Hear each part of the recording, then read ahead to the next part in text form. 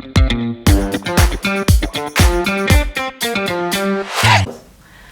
everyone, welcome to BrainyHeart.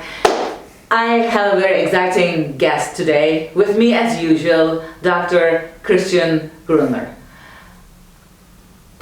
Christian, would you like to talk about who you are, what an exciting career you have left behind you so far? Everybody who is just following us can see your short profile, but I would like you to talk about yourself. All right. Well, I couldn't really decide what I wanted to do, so I have a very colorful education. I have education in international politics, in an MBA, doctorate in philosophy, and even professionally, I was never sure, did I want to go into the private industry or did I want to go into a public service? I ended up in the NGO world, in the non-profit management. I've been there for the last 22 years actually. This seems like you found what you wanted to do, so like 20 years is a long time. I found what I wanted to do, exactly. I always had the pleasure to work for relatively professional organizations. The NGO world is very colorful. It's very diverse. There are environmental organizations, there are child help organizations, there are political action and lobbying groups, there's climate change, there's all kinds of problems that the civic society takes care of. And they all need managers. So people who are able to build up an organization, to manage finances, to do the backbone, the skeleton type of work. And that's me. And I always enjoyed that combination.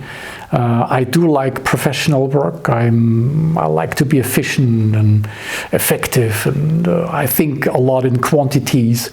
And yet, the end product that I work for is not cars, toilet paper, perfume, or something like this. It's not a consumer good. It has more meaning, and that meaning somehow is important for me. Good one. People still do not know how did it all begin. So would you like to talk about that a little bit, your background? I think you graduated in the first years from Munich.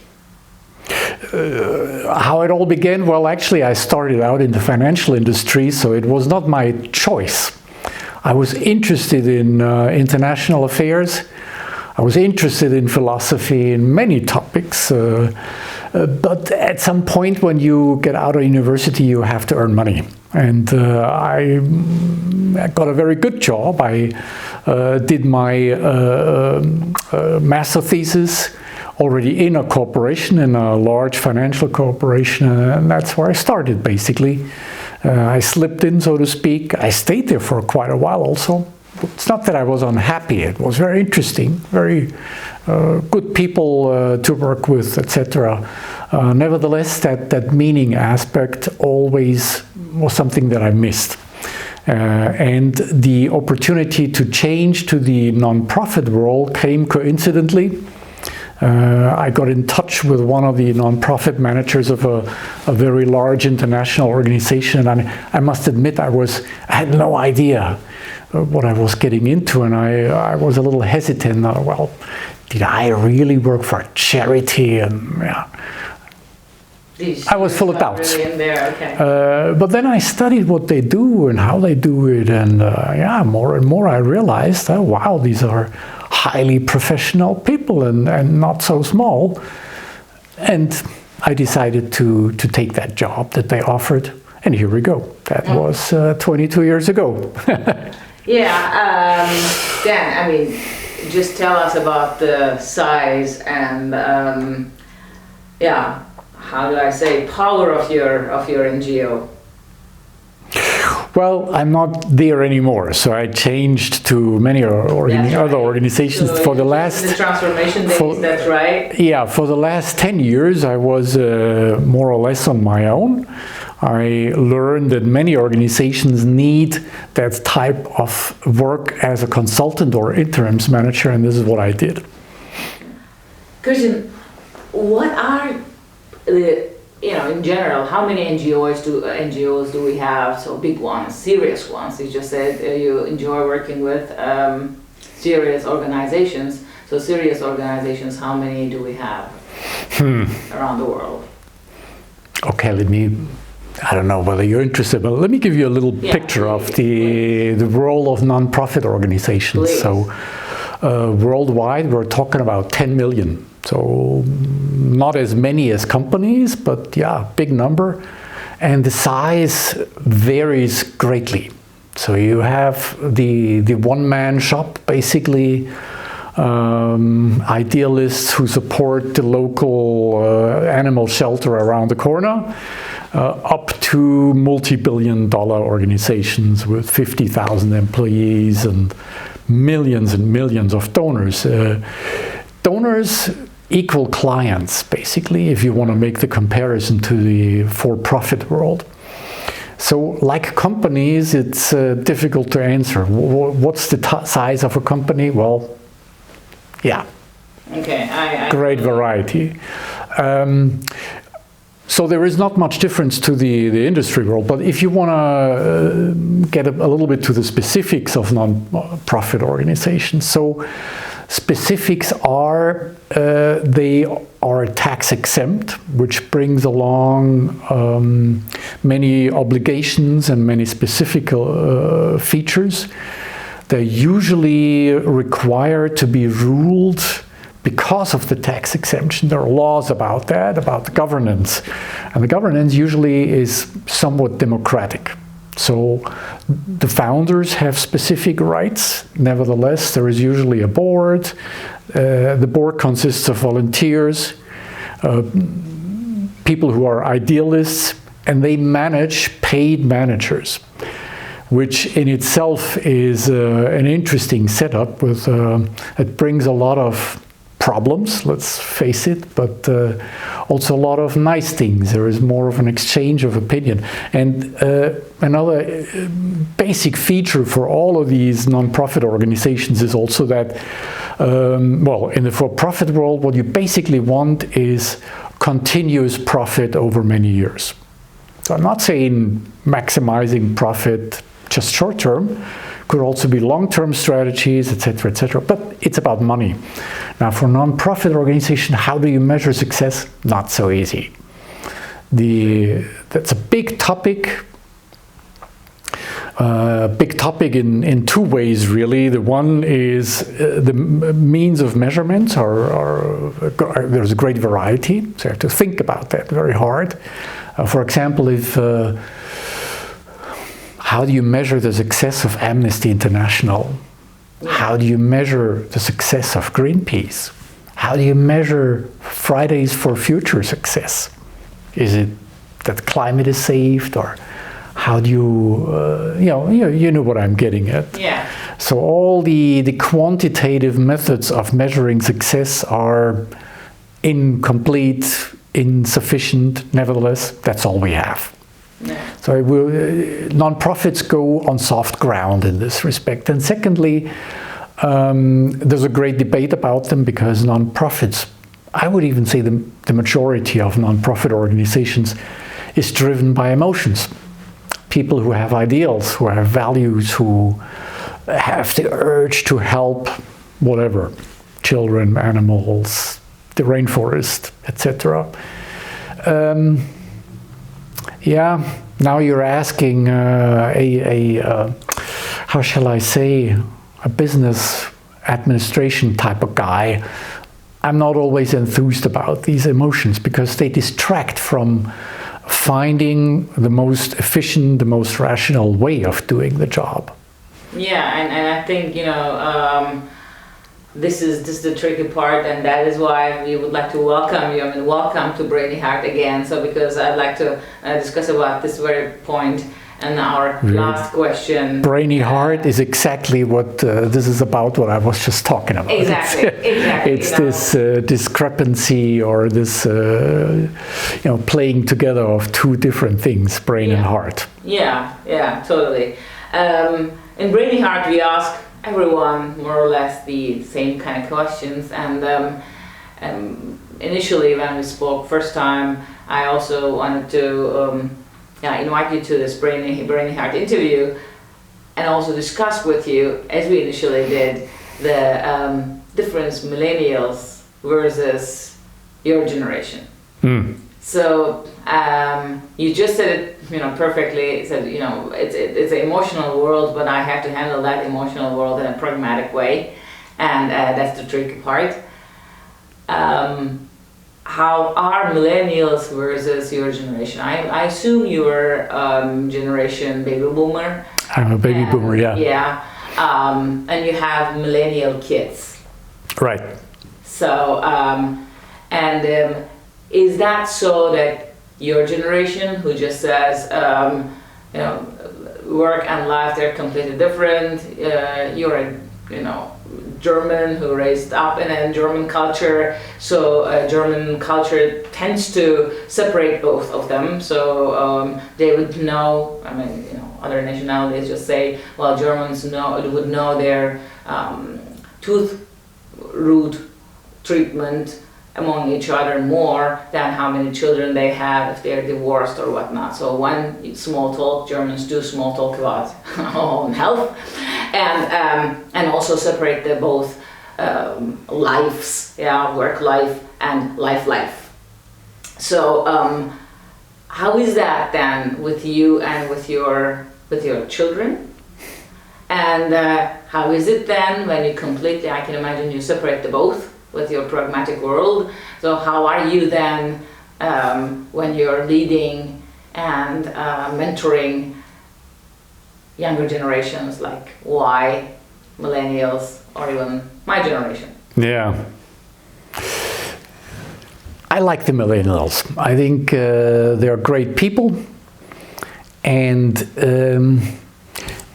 their value system, I appreciate that a lot.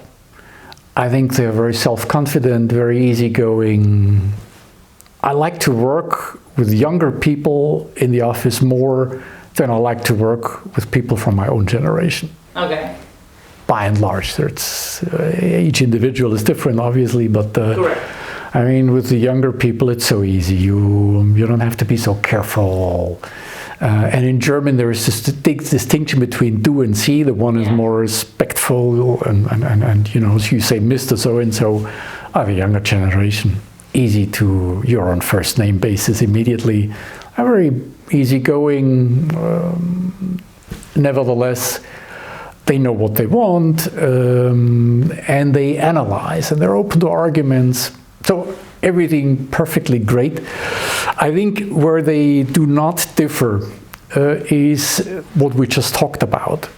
The difference between brain and heart, and do they always make rational decisions? No.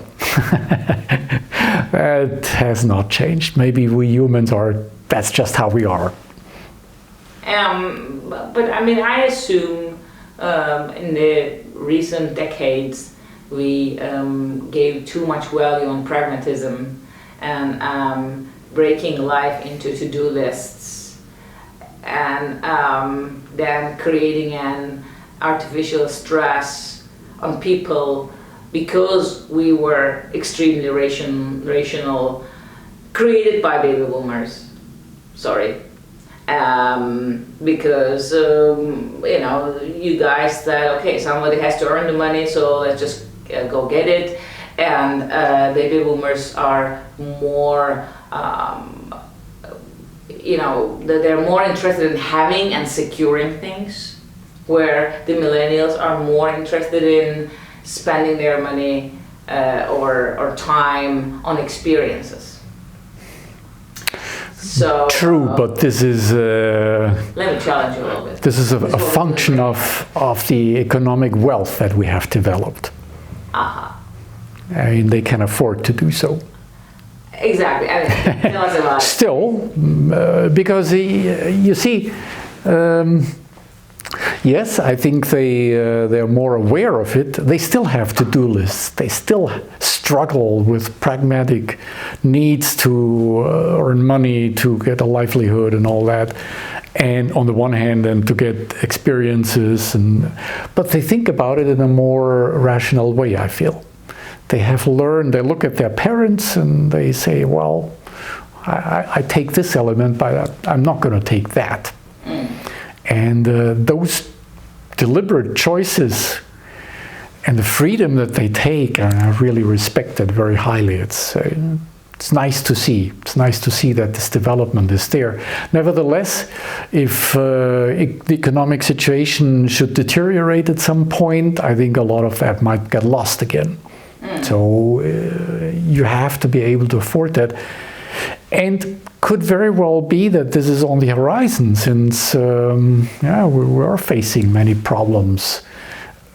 Pension funds are being depleted, etc. So the future is not as certain as it seems, and whether the kids and grandkids of those millennials of today will go to the next development stage and will be able to do so, we'll see.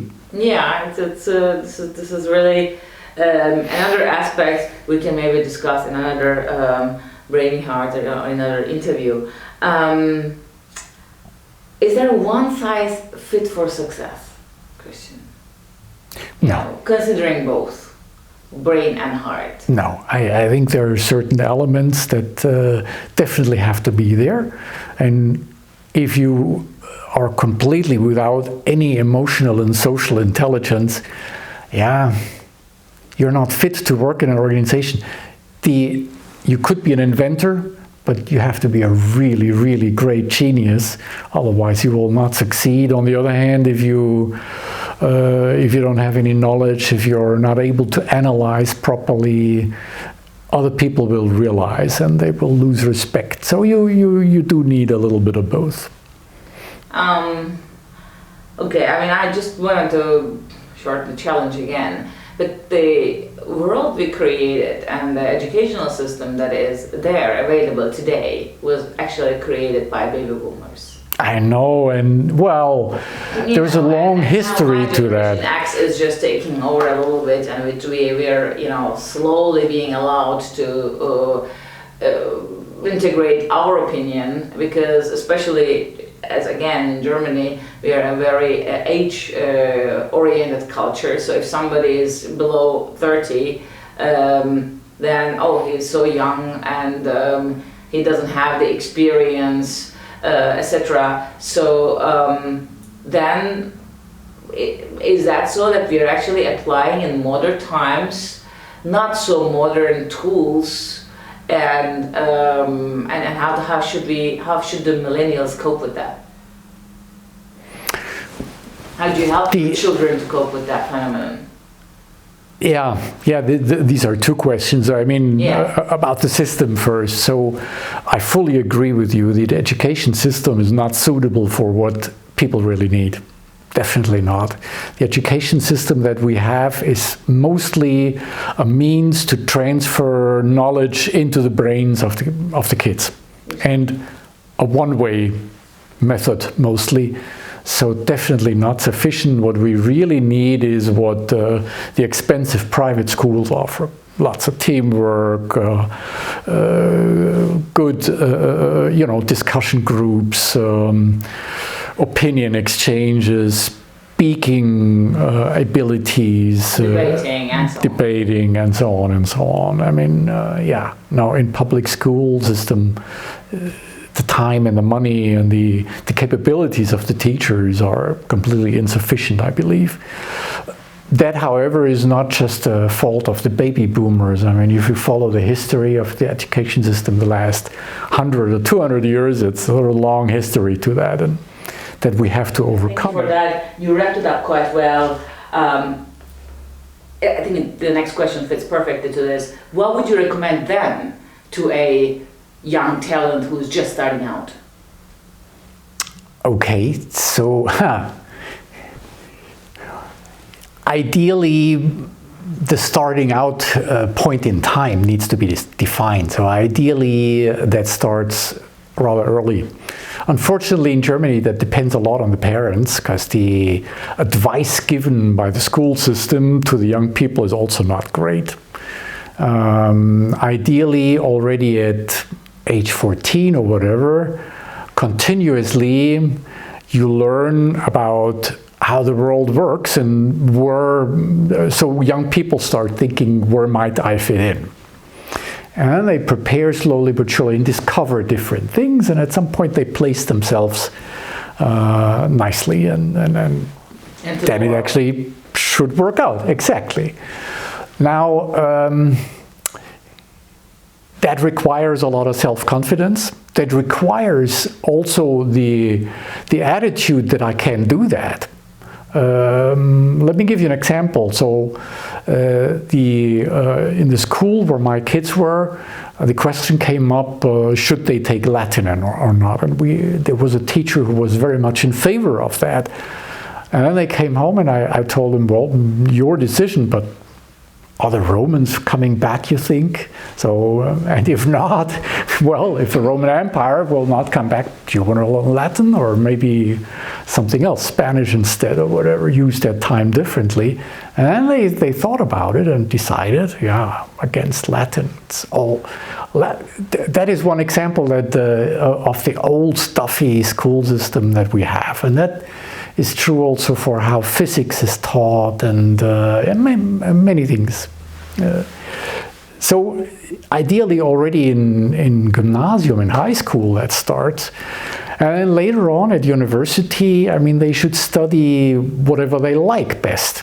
Because in all fields you can excel, you can make money also in all fields. They should be brave and self-confident. Yeah, and when you get out in the job world, my recommendation would be to be patient and start somewhere, even when it's not your field. But don't forget what you actually wanted to do originally. Pursue that. Yeah, and that's a very good advice. Because many try to fit themselves into I say all the time, you're a huge genie where you're just trying to fit yourself into a bottle. So, and if you do so, do it for a temporary time. Know that you're actually a person who has got something else in his agenda, in his plans, in his dreams, visions, and there is not anything wrong with this. So to know this, to have a rough plan about what you want is extremely important. To be on non-planned plan hurts, I say all the time. Right. I mean, if a company looks for candidates for a position that they have to fill, they look for 1, 2, maybe 3 features, but every normal person has 10, 15, 20 different features and facets. So, like you say, everything's temporary, nothing's forever, and the fact that very few people actually do the kind of job that they were trained for, it's nowadays a no-brainer. Exactly. And it might change over the course of the life 5, 6, 7, 10 times. Be open. Yeah, I know a young talent once. She came to me and said, well, my boss tells me I should do a kind of specialized education on machine industry or electronics. And then I just said to her, but you're not made for that.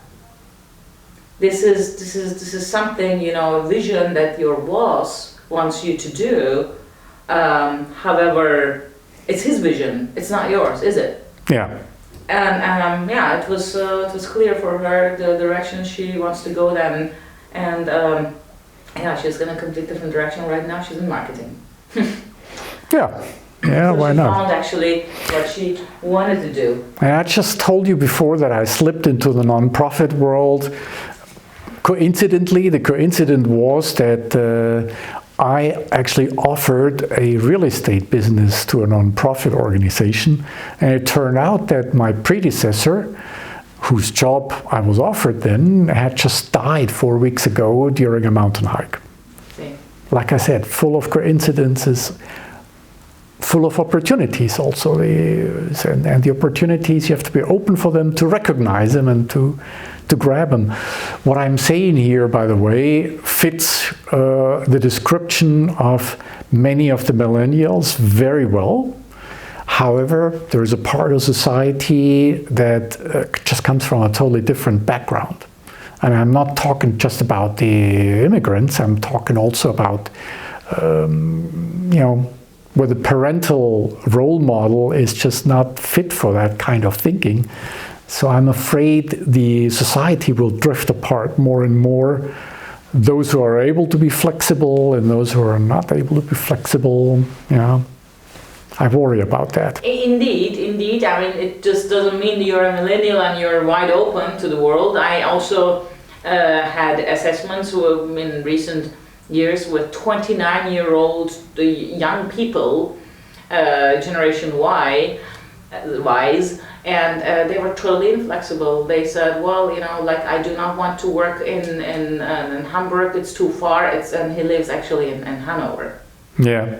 See, here we go. And the university students in Germany tend not to go to foreign countries because we do have a very good education in Germany. It's more or less free of charge, and the quality as well. Life standards are high over here, and the readiness to just go and discover the outside world among German youth is just declining. This is what I see. What's happening in our country, and we have to do something about that as well. This readiness to be more open.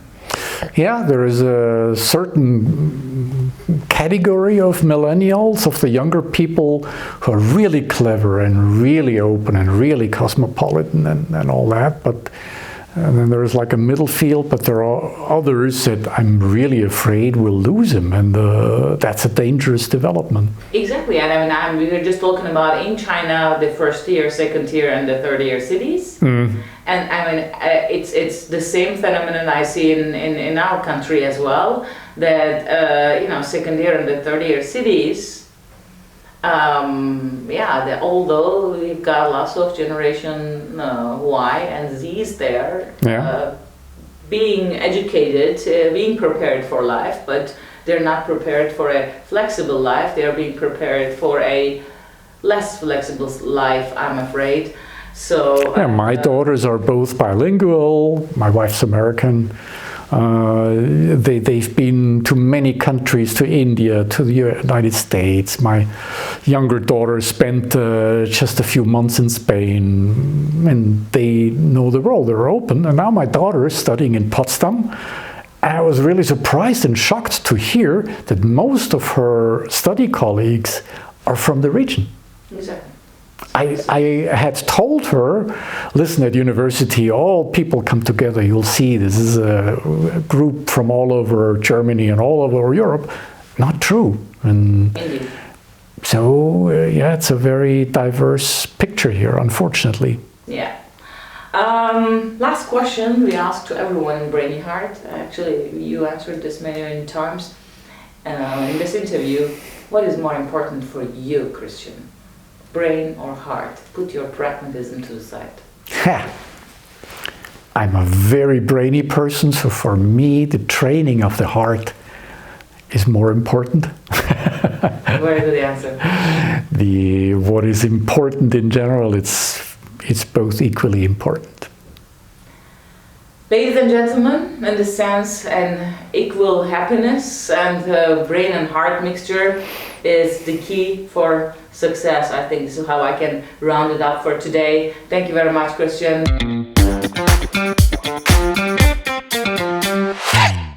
If you're a consultant dealing with companies in the matters of personnel, and you'd like to understand and you'd like to create a kind of unique selling proposition for yourself as a consultant, check out our website e4p.com, Neuroscience Consultant Training.